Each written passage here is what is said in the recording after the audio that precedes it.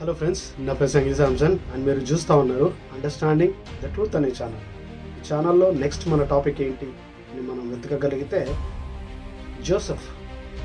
So యేసుక్రీస్తుకు తండ్రిగా ఎంచబడినటువంటి యోసేపు గురించి మనం కొంత సమయాన్ని తన జీవితంలో దేవుడు ఏ విధంగా తనను దర్శించాడు, తనకున్నటువంటి మంచి క్వాలిటీస్ ఏంటి, సో ఆయన ఎవరు, యేసుక్రీస్తు తండ్రిగా అతను ఎలా మార్చబడ్డాడు. ఎందుకంటే పరిశుద్ధ ఆత్మ చేత గర్భం దాల్చబడింది మరియా, కానీ ఎలా ఇతను యేసుక్రీస్తుకు తండ్రిగా ఎంచబడ్డాడు.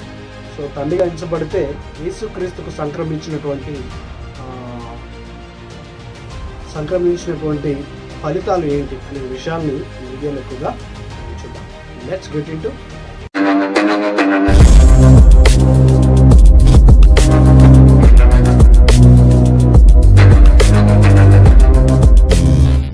ఫ్రెండ్స్, జోసెఫ్ యేసుక్రీస్తుకు తండ్రిగా ఎంచబడినటువంటి వాడు.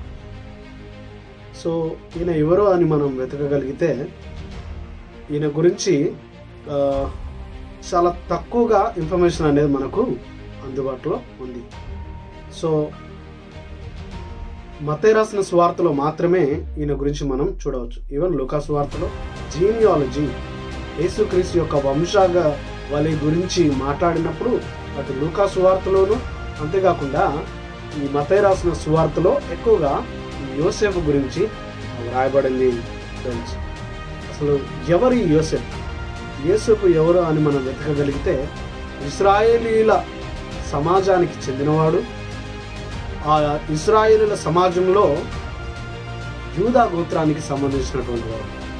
అంతేకాకుండా ఇతను దావీదు కుమారులలో దావీదు సంతానంగా ఎంచబడినవాడు. ఉదాహరణకి దావీదు కుమారుడు సొలొమోను రాజు. ఆయన తర్వాత వచ్చినటువంటి సంతానంలో ఇతను యేసుక్రీస్తు పుట్టే సమయానికి చివరివాడుగా మనం అతని జీవితాన్ని మనం గమనించవచ్చు. యేసుక్రీస్తుని అడాప్ట్ చేసుకున్నటువంటి తండ్రిగా మనం ఇతన్ని చూడవచ్చు ఫ్రెండ్స్. అంతేకాకుండా దావీదు వంశావళిలో పుట్టినటువంటి వాడు. సో అక్కడ ఉన్నటువంటి దావీదు వంశంలో పుట్టిన ఇతను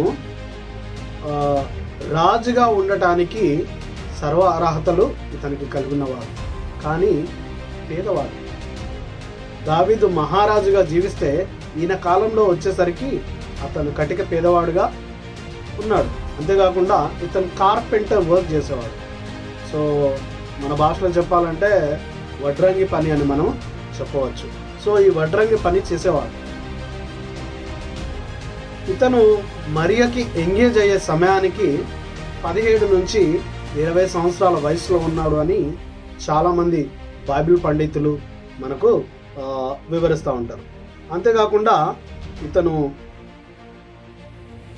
బెత్లెహేమ్ అనే గ్రామానికి చెందినవాడు. యూదా దేశంలో స్వల్పమైనటువంటి గ్రామము ఈ గ్రామంలో ఇతను. అండ్ ఈవెన్ ఈ బెత్లెహేమ్ అనే ప్రాంతానికి డేవిడ్ సిటీ అని కూడా, దావీదు పట్టణం అని కూడా మెన్షన్ చేయబడింది. ఇతను ఈ స్థలంలో చెందినటువంటి కాపురస్తుడు ఫ్రెండ్స్. అంతేకాకుండా ఇంకా ఇతని జీవితాన్ని కొంచెం మనం వెతకగలిగితే నిశ్చితార్థం చేయబడింది మరియతో. యుక్త వయసులో ఉన్నాడు. వివాహం చేసుకునే ఆలోచనతో వివాహానికి అతను ఎంగేజ్ చేయబడ్డాడు నజరేతు అనే ప్రాంతంలో. ఇతనేమో యూదియా దేశంలో ఉన్నటువంటి ప్రాంతంలో, బెత్లెహేమ్ అనే ప్రాంతంలో నివసించేవాడు.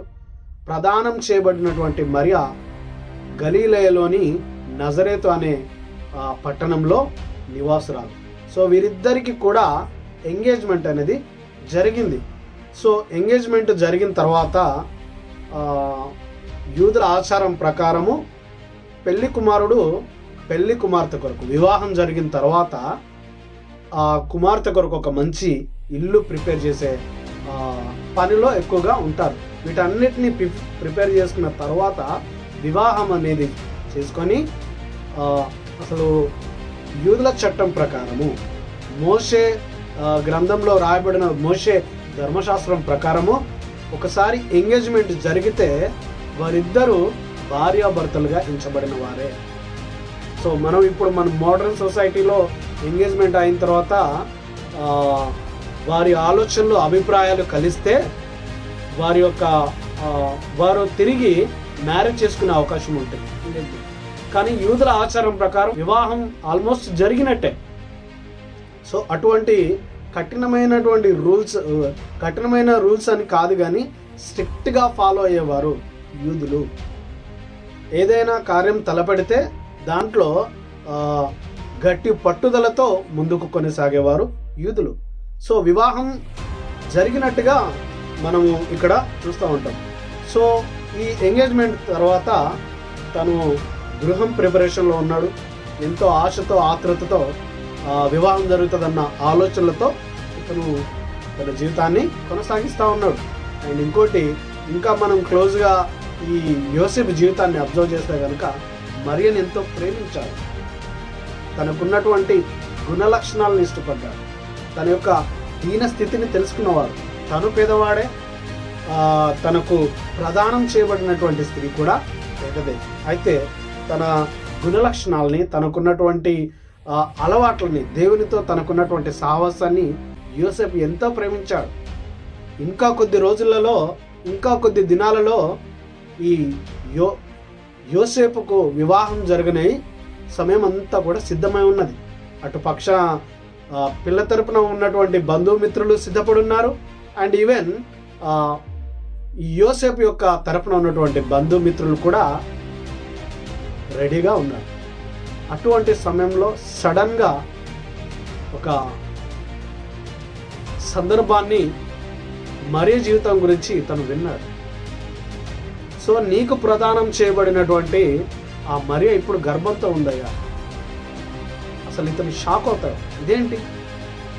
మరియను ఎంతో ఎదిగినటువంటి వ్యక్తి, సో మరియ మనస్తత్వాన్ని తెలిసినటువంటి వ్యక్తి, ఆమెకున్నటువంటి క్వాలిటీస్ని ఎక్కువగా ఇతను తెలుసుకున్నటువంటి వ్యక్తి. ఇదేంటి ఇలా జరిగింది? సో నీ భార్య గర్భంతో ఉంది, ఇది ఎలా సాధ్యమవుతుంది? ఇంకా మీరు వివాహం, మీకు ఎంగేజ్మెంట్ మాత్రమే జరిగింది, వివాహం అయితే జరగలేదు. సో నీ భార్య గర్భంతో ఉంది అన్న సంఘటన వినగానే తనకున్నటువంటి ఇప్పుడు వివాహం చేసుకునే ప్రతి ఒక్కరికి కూడా ఎన్నో కలలు, ఆలోచనలు, ఆశలు, డ్రీమ్స్ అనేవి ఉంటాయి ఫ్రెండ్స్. వాస్తవానికి తనకు కోపం రావాలి. తన ఆశల్ని కలలు చేసిన మరియ పట్ల తనకు ఎంతో కోపం రావాలి. నీవు కాకపోతే ఇంకొకరు అన్న ఆలోచనలతో తన జీవితం కొనసాగాలి. మోషే ధర్మశాస్త్రం ప్రకారము ఇటువంటి సంఘటన జరిగితే ఎటువంటి ప్రతిఫలాలు ఉంటాయో మనం ఒకసారి చూడగలిగితే, మోషే ధర్మశాస్త్రం ప్రకారము పబ్లిక్గా విడాకులు అనేది ఇవ్వాలి. ఈ పబ్లిక్గా విడాకులు ఇచ్చిన తర్వాత జరిగే పరిణామాలు ఎలా ఉంటాయంటే, సో పబ్లిక్గా డివోర్స్ ఇస్తే దాని అర్థం ఏంటంటే, ఆమెలో నేను తప్పును కనుగొన్నాను, దానికి ఆమె గర్భానికి నేను కారణం కాదు, ఆమె తప్పు చేసింది. సో ఇటువంటి పరిస్థితుల్లో కొనసాగే వారికి రాళ్లతో కొట్టి చంపే ఆచారం వారిలో ఉంది. దేవుని బిడ్డలారా, మరియా ఈ పబ్లిక్గా డివోర్స్ ఇస్తేనేమో మరియ చనిపోతుంది. ఒకవేళ ప్రైవేట్గా ఇస్తే కనుక బిడ్డ ప్రాణం దక్కుతుంది, అండ్ అలాగే ఆ తల్లి ప్రాణం కూడా దక్కుతుంది. కానీ ప్రజల మధ్య అవమానం చేత అనుక్షణము చస్తూ బ్రతుకుతూ ఉండాల్సి వస్తుంది. సో యోసేపు చాలా నీతిమంతుడండి. సో ఆయన అనుసరించినటువంటి ఒక పద్ధతిని మనం చూడగలిగితే, ఆయనే సీక్రెట్గా ఇటు పబ్లిక్గా డివోర్స్ ఇవ్వలేదు, అండ్ అలాగే ప్రైవేట్గా డివోర్స్ ఇవ్వలేదు, కానీ సీక్రెట్గా తనను వదిలేశాడు అంతే. తాను మదన పడటము, తన బాధను తాను దిగమింగడానికి ఇష్టపడ్డాడు, కానీ మరియను శిక్షించడానికి కానీ ప్రజల మధ్యలో ఈడిపించడానికి, మన భాషలో చెప్పాలంటే ఊరి మధ్యలోకి పిలిపించడం. సో ఇలా పిలిపిస్తే ఆ అమ్మాయి జీవితానికి ఎంతో నష్టం కలుగుతుంది, అవమానం కలుగుతుంది అని అవమానపరచనొల్లక ఉన్నారు. సో నీతి అనేది దేవుడు ఎంతో ఇష్టపడతాడు. దేవుని బిడ్డ, ఈరోజు మనము కష్టాన్ని ఎదుర్కోవడానికి ఎన్ని సందర్భాలు మనకు వచ్చినా నీతిని విడవక ఉంటే దేవుడు ఖచ్చితంగా మనకు సహాయం చేయటానికి సమర్థుడే ఉన్నాడు. ఈ యోసేపు కూడా అటువంటి పద్ధతిని అనుసరించాడు కనుక సో ఇటువంటి ఆలోచనలన్నీ చేస్తూ ఉన్నప్పుడు దేవుని చేత పిలుపు అతనికి అందించబడింది. దేవుని యొద్ద నుండి ఒక దూత ఈ యోసేపు కలలో ప్రత్యక్షమైంది. దేవుడు తనకు కలిగిన నీతిని ప్రేమించాడు ఫ్రెండ్స్. తను కలిగినటువంటి తను అనుసరించిన పద్ధతిని దేవుడు ఎంతో ఇష్టపడ్డాడు. సో స్వప్నమందు అతనికి కనబడి ఆయన ఇలా మాట్లాడుతాం. ఒకసారి ఆ మాటల్ని మనం ధ్యానం చేద్దాం ఫ్రెండ్స్. మత్తయి రాసిన సువార్త 1వ అధ్యాయము 19వ వచనం. ఆమె భర్త అయిన యోసేపు నీతిమంతుడై ఉండి ఆమెను అవమానపరచనుల్లక రహస్యంగా ఆమెను విడనాడు ఉద్దేశించింది. ఇంకొకరు అయితే సో ఇక్కడ 2 విధాలుగా మనం శరీర సంబంధమైన జ్ఞానం కలిగిన వారు, ఆత్మను అనుసరిస్తే వచ్చిన జ్ఞానం కలిగిన వారికి ఉన్న వ్యత్యాసం. ఏదన్నా చిన్న అన్యాయం జరిగితే 10 మందిలో మనం బట్టబయలు చేస్తాం. రా దుర్మార్గురాల, ద్రోహం చేసిన నీవు ఎలా ఇటువంటి కార్యాన్ని కొడిగట్టావు, అలాంటప్పుడు నన్ను ఎంగేజ్మెంట్ ఎందుకు చేసుకున్నావు, ఇటువంటి ఎన్నో మాటల చేత ఈడ్చే మనస్తత్వం కలిగిన ప్రజల మధ్యలో కూడా యోసేపు తన నీతిని కనపరిచాడు. దేవుడు ఇటువంటి పద్ధతిని ఎంతగానో ఇష్టపడతాడు ఫ్రెండ్స్. అటువంటి యాటిట్యూడ్ని, అటువంటి అలవాట్లని, అటువంటి జ్ఞానాన్ని దేవుడు మన నుంచి ప్రతిసారి ఆశిస్తూ ఉంటాడు. ఎందుకంటే తన ఆలోచన, తన పద్ధతి ఎప్పుడు కూడా మేలు కలగజేసేదిగా ఉంటుంది తప్ప నష్టాన్ని నాశనం చేయడానికి సిద్ధంగా ఎన్నటెన్నటికీ ఉండదు దేవుని బిడ్డ. సో అతడు ఈ సంగతులను గూర్చి ఆలోచన చేస్తూ ఉన్నాడు. మేరీ ఇటువంటిదే. మేరీ ఎంతో నమ్మకస్తురాలే. మేరీ ఎంతో దేవునితో సహవాసం కలిగిన స్త్రీ. ఇది ఎలా జరిగింది, అసలు ఎందుకు ఇటువంటి సంఘటన జరిగిందని ఆలోచన చేయడానికి ఇష్టపడ్డాడు. మనం చాలా తొందరపడతాం, ఆవేశపడతాం. సో సెక్యులర్ నాలెడ్జ్తో మనం ఆలోచన చేస్తే, శరీర సంబంధమైన బాహ్య సంబంధమైన జ్ఞానం చేత మనం ఆలోచన చేస్తే మనకెన్నో డౌట్స్ వస్తాయి, వివాదాలు ఏర్పడతాయి, కోపతాపాలు, పౌరుషాలు, ఎన్నెన్నో రకాలైనటువంటి మోటివేట్ చేయబడతాం. కానీ ఆత్మీయమైనటువంటి దేవుని నీతిగా ఎంచబడే ఆ జ్ఞానాన్ని యోసేపు అనుసరించడానికి ఇష్టపడ్డాడు. సో అప్పుడు దేవుని దూత అతని ప్రశ్నలకు సమాధానంగా, మన హృదయంలో మెదిలే ఆలోచనకు సమాధానంగా దేవుడు ప్రతిసారి మనకు తన కృప అనేది అనుగ్రహిస్తూనే ఉంటాడు. సో ఇతనికి కూడా అటువంటి సంఘటన జరిగింది. ప్రభు స్వప్నమందు తనకు కనబడి, యోసేపు, ఆ మాట ఒకసారి చదువుదాం. దావీదు కుమారుడవైన యోసేపు, నీ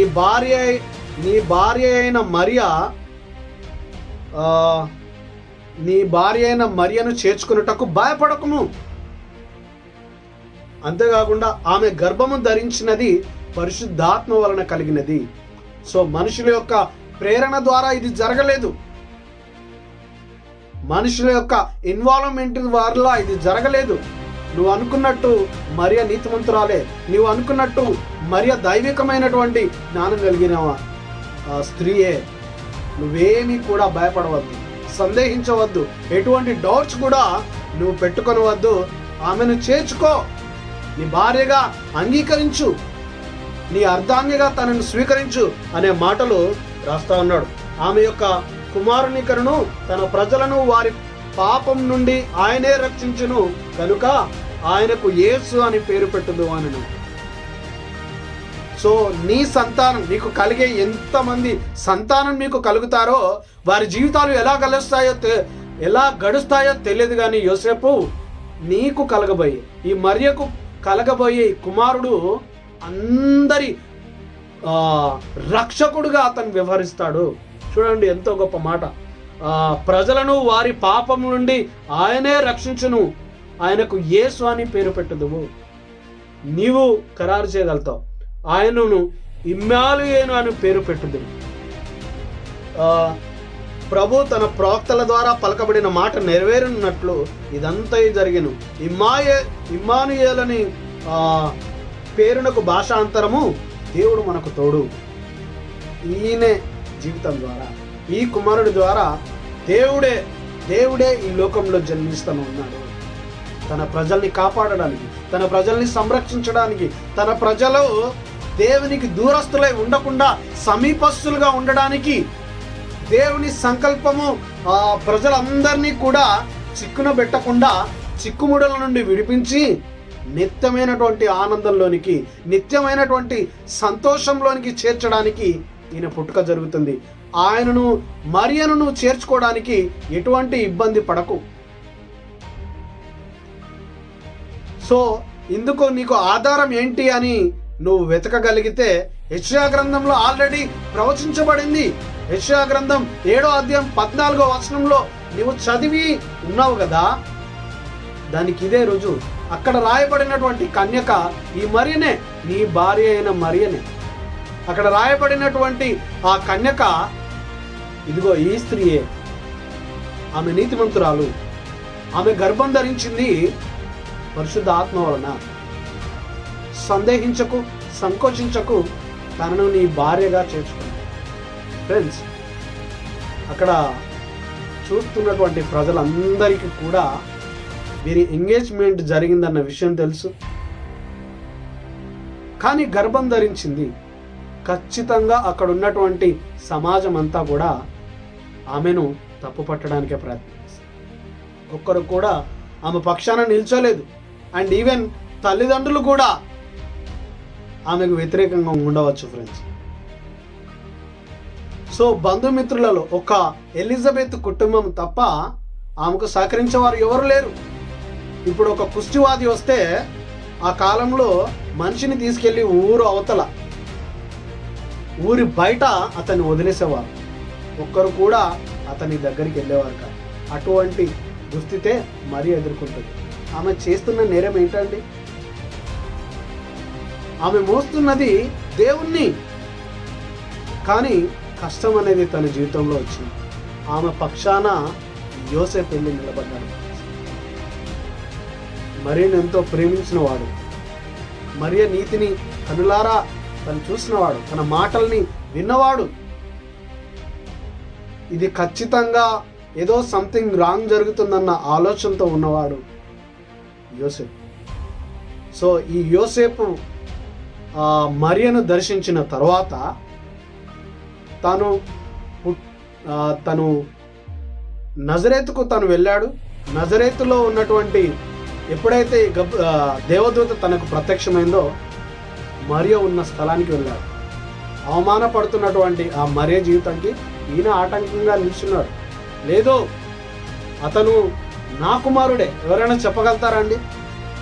అసాధ్యం.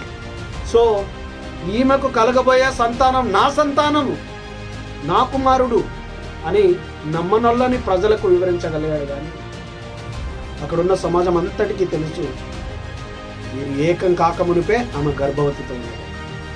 ఎంతో అవమానకరమైనటువంటి స్థితిలో నటించడానికి మరియ పక్షాన నిలిచినటువంటి వ్యక్తిగా మరియకెంతో ధైర్యం కలిగింది, మరియకెంతో ఉత్సాహం కలిగింది.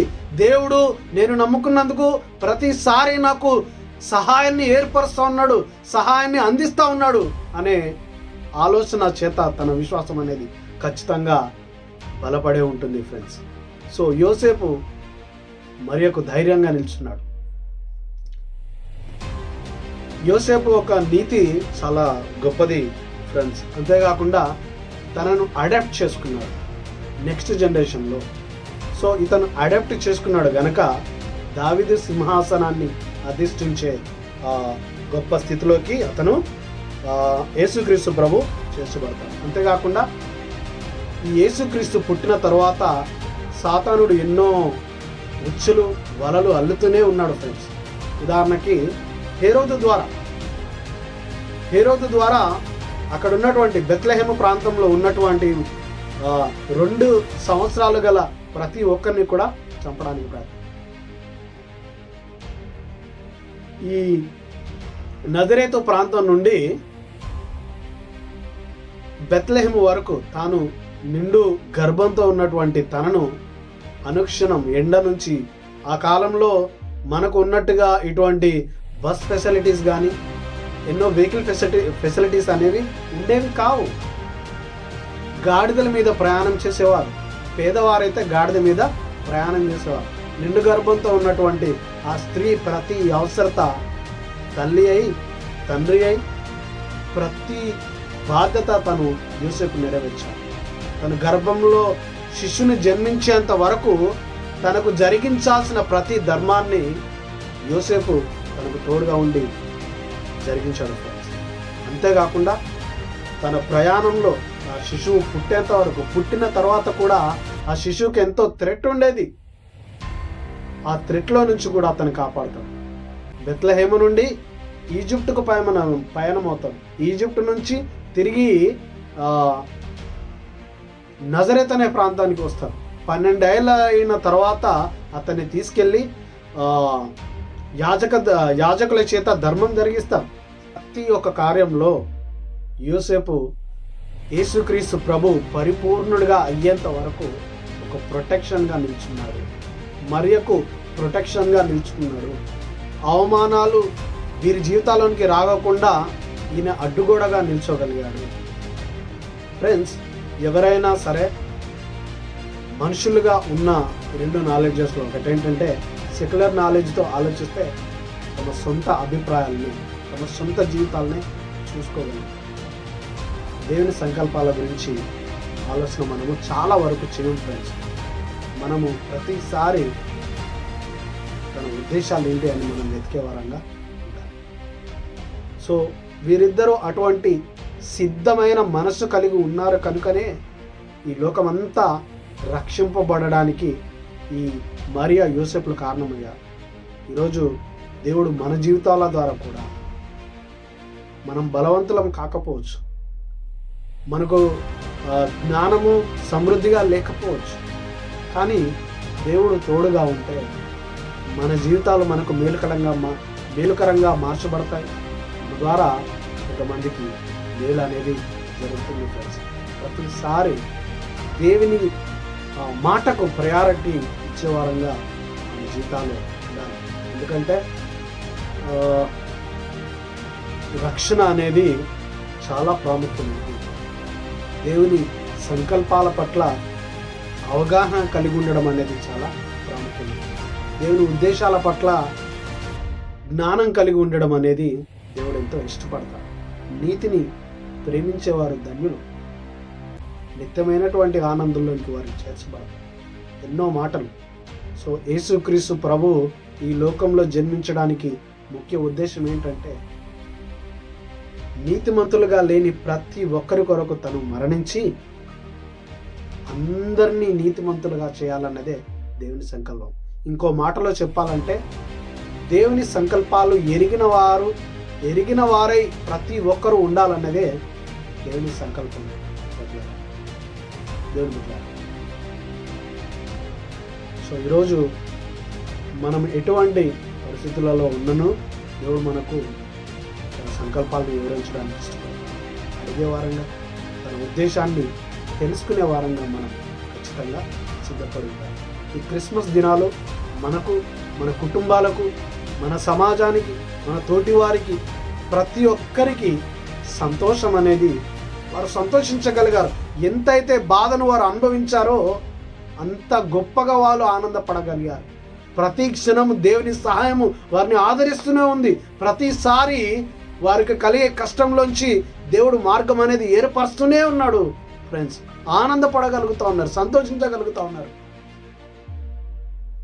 సో ఈ క్రిస్మస్ దినాలలో ఉన్నటువంటి ఈ క్రిస్మస్ సీజన్లో మనకు దేవుడు అనుగ్రహించే ఆ సంతోషం మన జీవితాల పట్ల అధికం చేయబడుతుంది. వీడియో కనుక మీకు నచ్చితే ఖచ్చితంగా మా వీడియోస్ని లైక్ చేయండి, అండ్ మీ ఫ్రెండ్స్తో కూడా షేర్ చేయండి. ఒక కొత్త వీడియోతో మళ్ళీ కలుసుకుందాం ఫ్రెండ్స్. అంతవరకు